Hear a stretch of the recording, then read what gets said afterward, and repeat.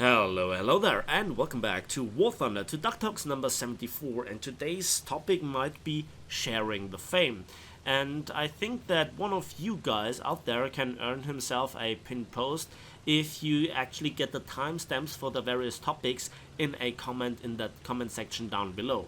I would highly appreciate this. So what are the topics? First of all, sharing the fame, which is just a roundup of a lot of things that happened over the past couple of years in getting featured and featuring. And I think that it is just one of those inspiring stories for some of you guys out there. Then, the big question of today's topic: who gets all the down tiers? That is just a discussion of an observation that I had, which is outrageous, but not really that uncommon, sadly. Then also one of the other topics is tanks versus SPA, not where they engage each other, but again, when I play tanks, I get killed by helicopters and by planes, but when I'm playing in SPA, no plane and no helicopter to be seen for several matches. And then at the end of the day, I want to talk about the World War mode and what I think about it, what Season 2 was like for me. And at the very end, I want to answer the questions from Duck Talks number 73. So let's go right into it. So the first topic is called sharing the fame, or also could be called good karma, because I think that this is a little bit of a summary over my personal experience in, with War Thunder, both playing the game and also, when it comes to doing YouTube.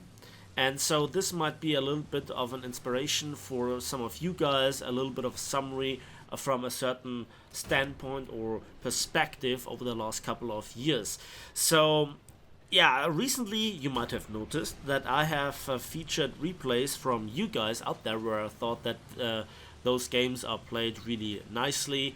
There are surprising positions, different playstyle, a different approach to playing War Thunder. And this is just something that I can still learn from myself. And then also from some streamers and YouTubers. And this was inspired by me getting featured in the past by certain bigger YouTubers. So first of all, Jingles featured the 82 Sky Raider replay years ago, and back then I was actually called Napalmratte before I actually made YouTube content, and I was just jumping up and down for days when I realized that he has featured my replay, because he was just the guy. I watched his video every single day, which I still do, right? So that was just one hell of an experience.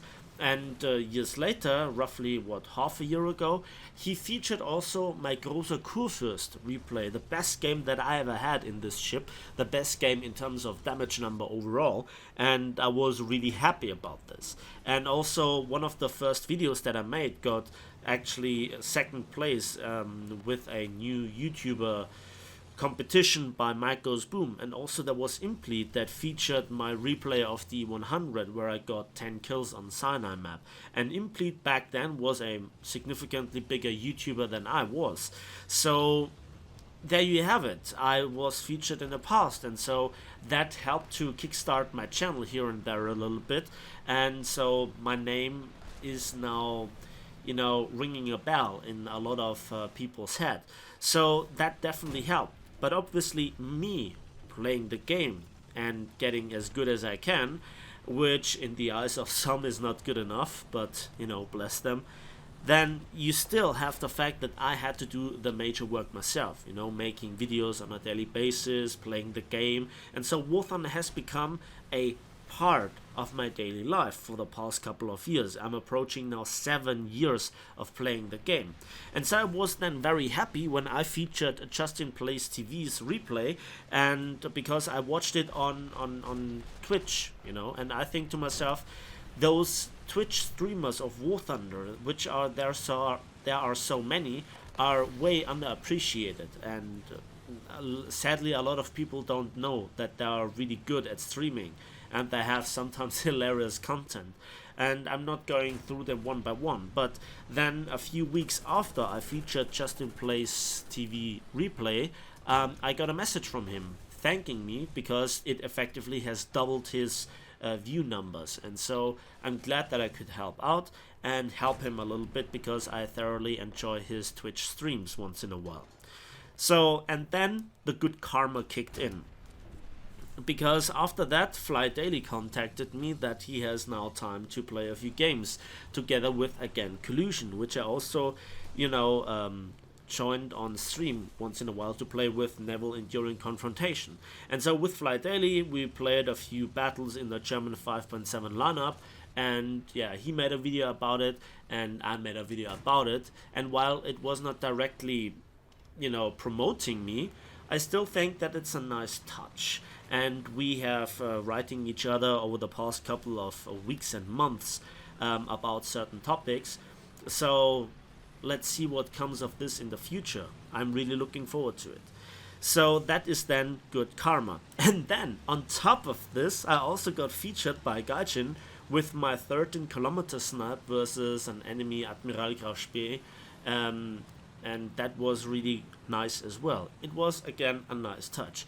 Did this significantly boost the growth of my channel? No, because I have a certain style of making YouTube videos and not everybody likes that. I get this because I'm more of an analytic guy, a bit of a tactical guy.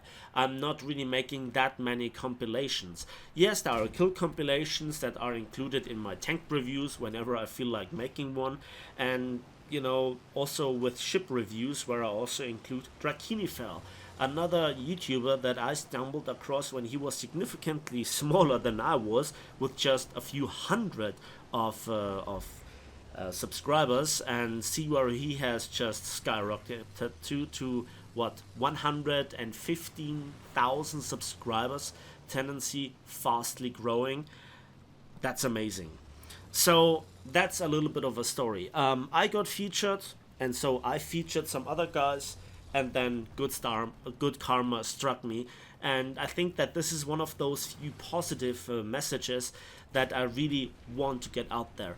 If you want to begin to start streaming or making YouTube videos, let me tell you one thing. Whatever you do, the worst thing is getting started, because a lot of effort has to be put in. You have to, install all the programs. You have to just make your account and just get started. And the first videos, if you're making YouTube video, most likely will be absolutely trash, except if you know really how to make YouTube videos from the start, right?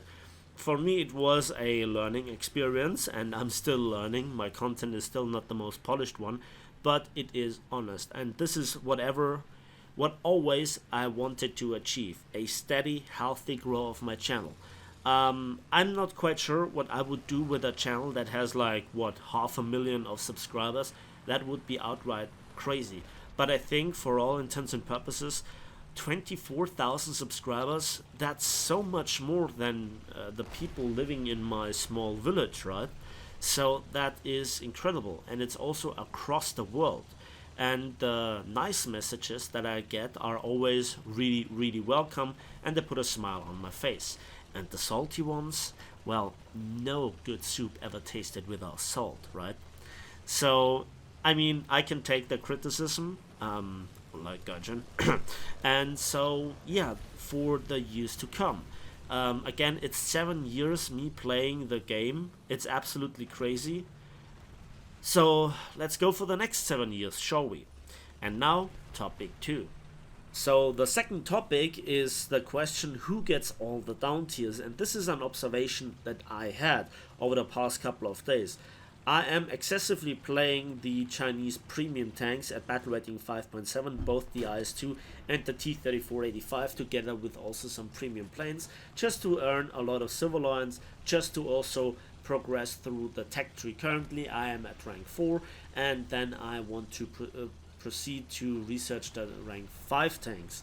But there is a little bit of a problem, and this is that I want to start with the T-3485. I think that it is a fun tank, and despite some issues and a lot of nerfing over the past couple of years, it's still a really great tank. Despite the feature creep, the power creep, whatever, it just kills, right?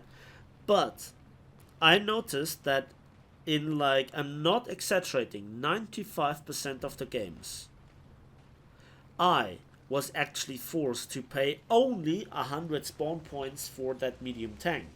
And that means that I always had to fight at least one 6.7 tank.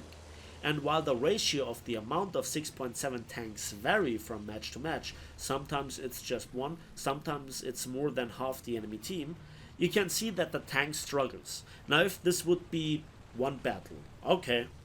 Second battle, third battle, oh no, and so forth, up until you have like what, 30 to 40 battles together, and all that you see were 2 or 3 down tiers.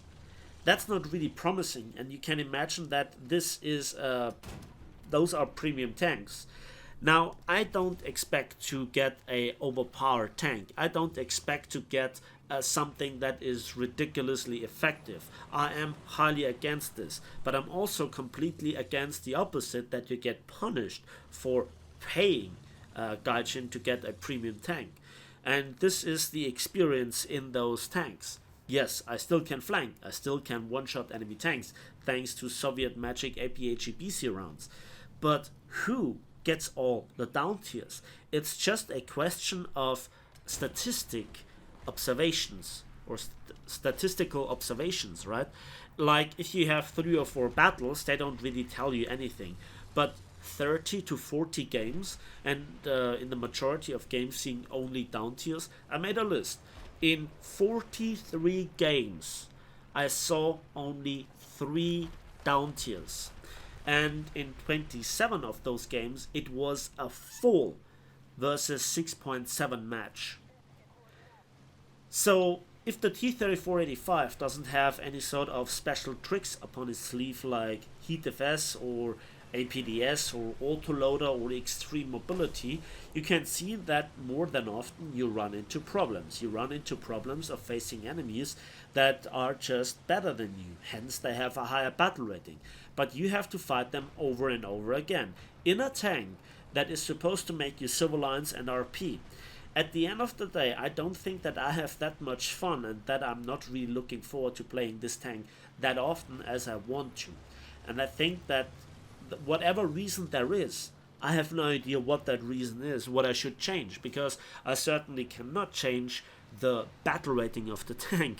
I mean, I could artificially uptier it, but that's just making the exceptional amount of up tiers a promised reality, just a factual promise. So the one thing that I really am a little bit worried about the Chinese tech tree is when I look here at the T62. That's the one premium tank that you could, in theory, research everything with. But I don't really think that it fits the meta. And I also want to play with some World War II tanks. I'm significantly enjoying this more than, with this APFSDS across the map slinging playstyle. And the T-3485 and the IS-2, those are some of the old guard tanks, I would say, and they're really fun. But the constant up tier is just really giving this fun a big dent. So with that, let me know in our comment section who gets all the down tiers, at which battle rating you get exceptional amounts of up tiers and or down tiers. Let me know. And that brings us then to the third topic.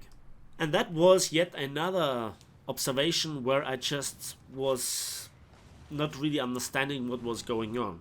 Especially at top tier, you just try to get in your tank and then you try to fight other tanks because it's called tank realistic battles.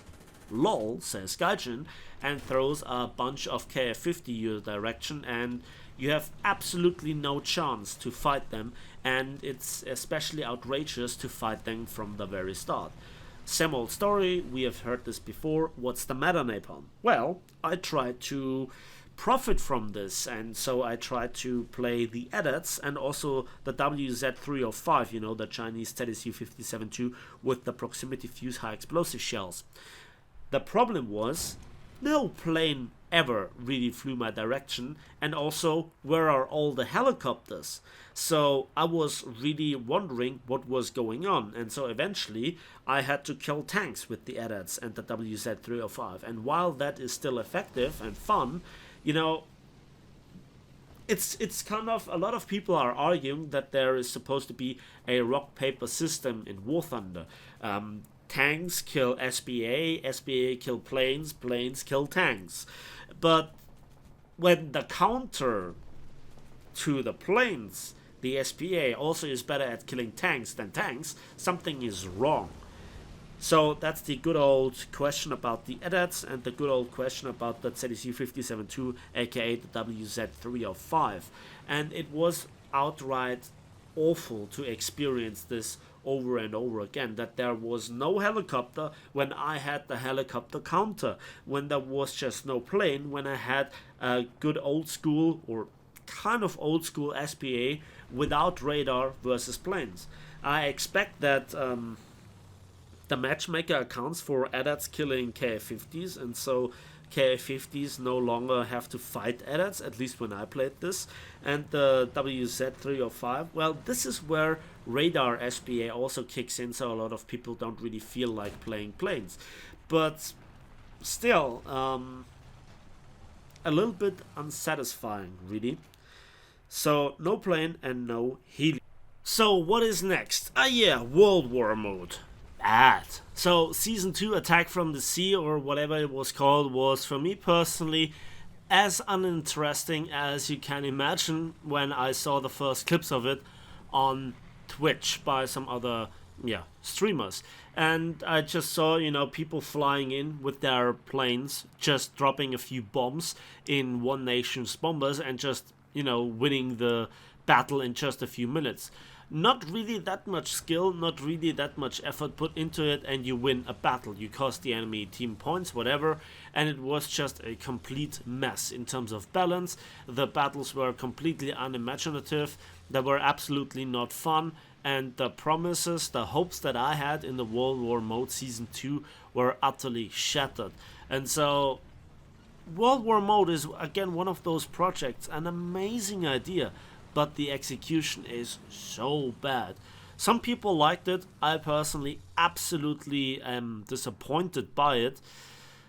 I don't know, it's yet another one of those topics where I have just to only ask you guys, what do you think about it? And finally, we come to the questions. First question comes from Saturnet3. Does anyone know how I can be made aware of these events? I play the game every day but haven't heard about an Operation Frost in the in-game client ever. I would love to get my hands on some event vehicles even though they are useless. How though? Well, when you fire up the War Thunder launcher, there is always this news tab, and very often that's a good indicator of what's going on.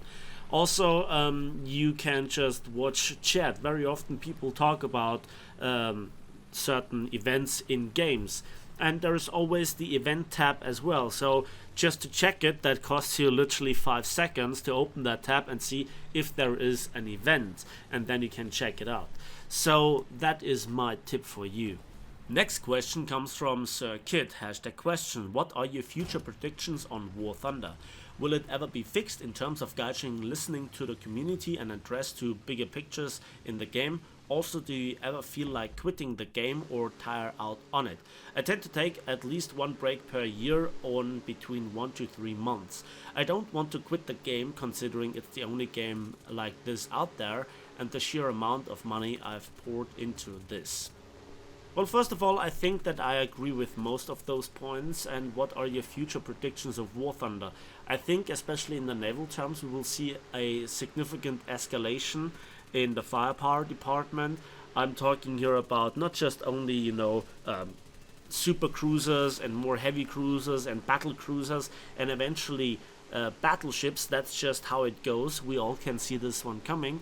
But at the same time, I think that modern technology will also come in, like anti-shipping missiles, and I think that is then an absolute awful experience. So we first see a little bit of an escalation in what was historically more or less coming together anyway. but then we'll see modern technology thrown in. And if you look at how the tech tree is built up, we already have the Albatros with the exo missiles, and I think it's only for Gaijin to switching a switch and then, or flipping a switch, and then we have this new technology and people will go absolutely crazy on it. So there is this. Do I get tired on the game? Well, I get tired about certain aspects of the game, but for me, I have nearly everything in the game. I can switch whatever to whatever I want to. Ships, planes, tanks, arcade, realistic simulator, events or random queue, and battle rating and tiers from 1 to 10 or 10.3. There is so much in the game, and I think, yeah, we can see problems here and there. Very often I am under the pressure, not as a player but as a YouTuber. I need to get certain footage. I need to get certain reviews out there, and that can be on top of the frustration that War Thunder by itself provides sometimes. This can get on top of this. So you have to see it from that point or perspective as well. Do I feel like quitting the game? No, not really. I think that War Thunder, despite its many flaws, is still the biggest project out there that I know. And games like World of Tanks or World of Warships, they just are trapped in their own environment. War Thunder isn't. Hence, it is so frustrating to see Gaijin wasting its potential like this. Next question from Giuseppe Dominguez, #question. What is your job in real life and how do you think we can make Gaijin listen to us about the compression problems, or simply make their drunk comrades play their own game and feel the problems? P.S. I love your videos and see them all day. I really like your way of making videos. Well, first of all, thank you for your kind words. Second of all, I am doing my master thesis in applied chemistry at this very moment. Then I also think, well, Gaijin knows about the compression, but their solution to compression, well, would be more stuff thrown in. The problem that the new stuff they throw in make the previous stuff kind of unimportant and leads to more power creep, and so they raise the battle rating and just leave it there, and then we still have the same problem, only worse. So I wouldn't bet too much on them. And if they play their own game, I guess it's not the same game that we play. I have no idea. What a shame.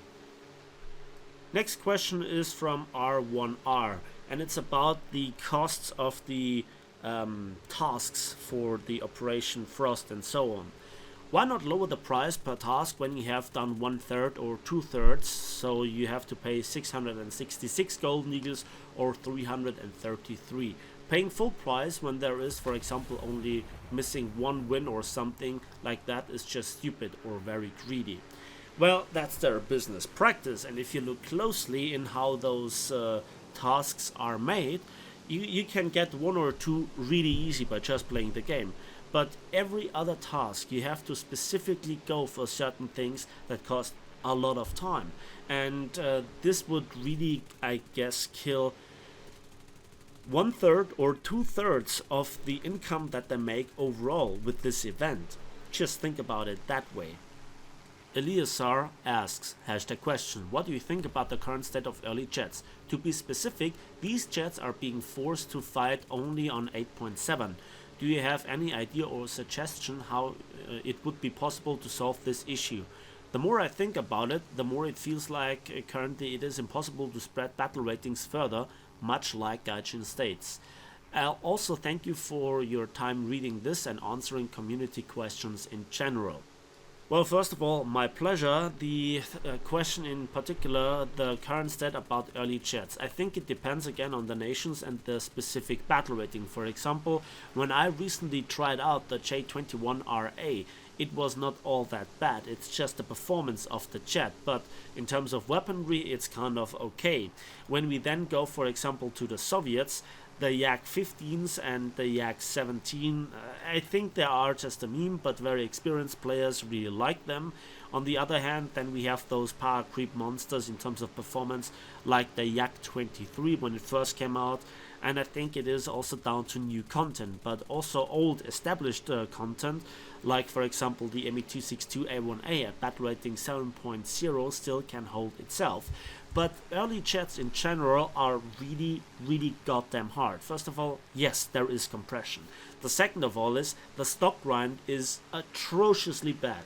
It is really, really outrageous and rage-inducing how it is made. And you know, chats are the promised land. If you are for the first time grinding up a tech tree, you see the chats and you think to yourself, oh my god, that's exactly what I need. When I get those chats, then I will dominate the rest.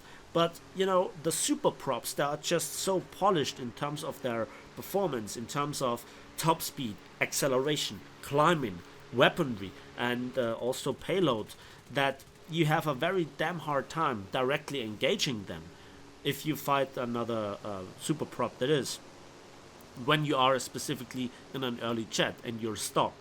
So, for example, the first time I flew the Kika, it just wouldn't accelerate, it just wouldn't climb, it just had no energy retention whatsoever. And the firepower, what was it? A single 30mm with only 50 rounds, and an upgrade was a second 30mm, so you had in total 100 rounds. That was absolutely bad. And since then, I think it has been significantly reworked. Early chats, and then you get the up tiers, yeah, that's true, but 8.7, you only can meet 8.7 if you are yourself in a 7.7, and 7.7 chats are not really super early. I get your frustration, I agree with it. It's just really that kind of phase where for the first time you really feel urgently the need for throwing golden eagles at Gaijin. Please resist, because that's a never-ending story in this game. It can literally make you poor, poorer than you are already, in terms of, you know, playing the game, enduring the suffering. How to solve this? Compression being impossible? I don't really agree with the latter statement. I think, again, especially in this battle rating bracket, if you would extend the battle rating bracket from, let's say, 6.3 to 7.7 and add for the very same battle ratings or chats or planes in general in this certain battle rating another battle rating and move everything up one battle rating, it would greatly help. Again, I still stand by the point in terms of performance and technology. Across the game, the maximum battle rating at this point should be 15, not 10.3. 10.3 is still ridiculous. And yeah, prove me otherwise. And you know what? That's actually it for today in terms of questions, and therefore with the Duck Talks number 74. Sharing the fame. I hope I did, and I hope that you enjoyed this video. Please give it a like if you did, subscribe if you want to see more. Don't forget to ask questions, and if you ask a question, please hashtag it, hashtag questions, so it's easier for me to find when I then make the very next Duck Talk 75. And I read all the comments, so don't worry, but I will only answer the questions that are hashtagged. And so with that, without further ado, we will see each other on the battlefields, in the skies, and on the waves of War Thunder.